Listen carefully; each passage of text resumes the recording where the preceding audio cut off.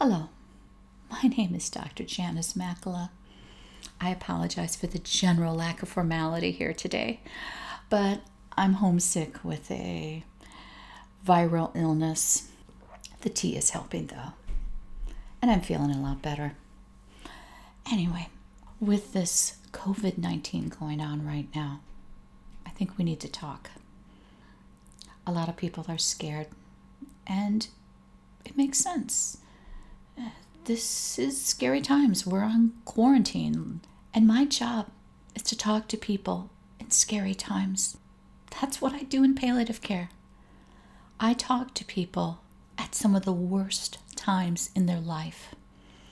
They just got a devastating diagnosis, or they just found out that their loved one is in the ICU and may not be doing very well, and they're going to have some hard choices ahead.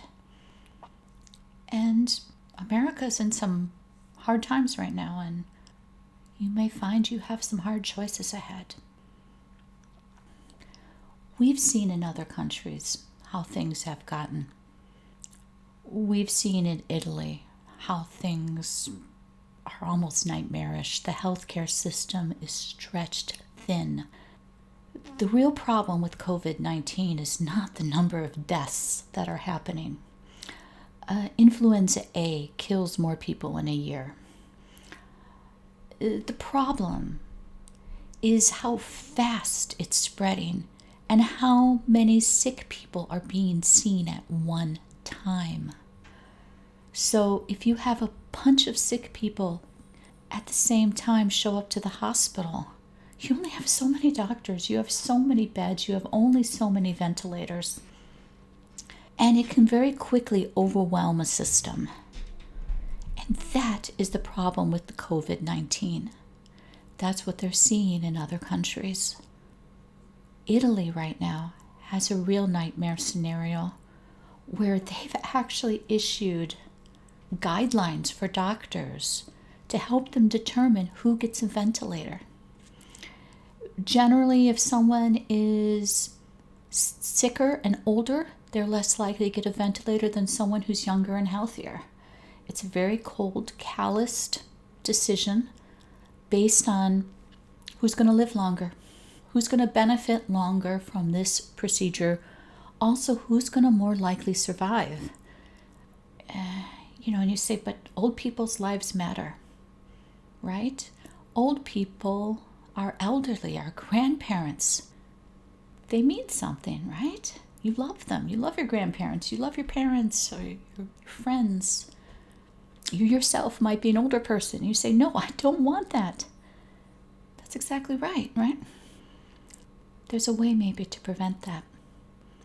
When we talk about flattening the curve, you've probably heard everything on social media about that. Flattening the curve means that you don't spread it, and the person next to you doesn't spread it, and it slows the spread down. Over the course of a year, the same number of people may get sick and die even. But if it's spread out over months instead of weeks, then the healthcare system can deal with it. Then we can finish taking care of this group of people before the next group of people get sick. It means we don't have to make choices about who gets ventilators and who doesn't.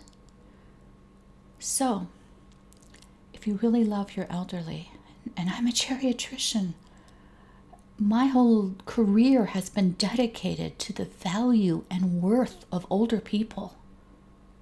If you really love your older people, stay home.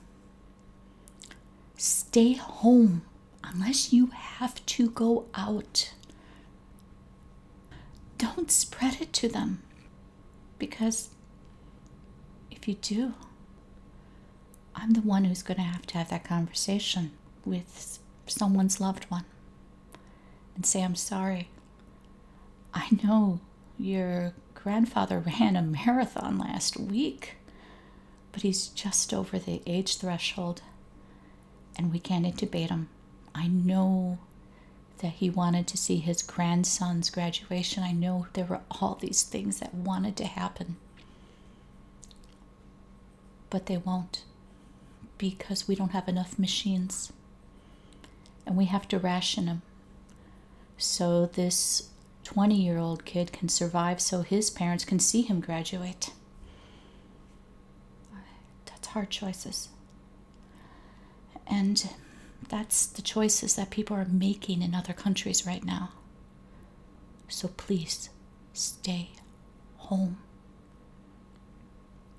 And while you're home, since we do care about our elderly, a friend of mine asked me, what can she do? She was thinking of sending masks and hand sanitizer to them. I'm like, it's a good idea, but there's shortages, and really those things should be for the healthcare professionals who need them right now. What you can do is call them. If there are older people in your life who you love, they're going to be isolated too now. Pick up the phone and make a calling tree even. Call your grandparents regularly, check in on them. Call your neighbors, church members, synagogue members, friends, family, anyone, and just say, hey, I was just thinking of you, just wanted to check in and see how you're doing. That's what we can do. And like I said, stay home. Don't spread the virus. Flatten the curve. Thank you.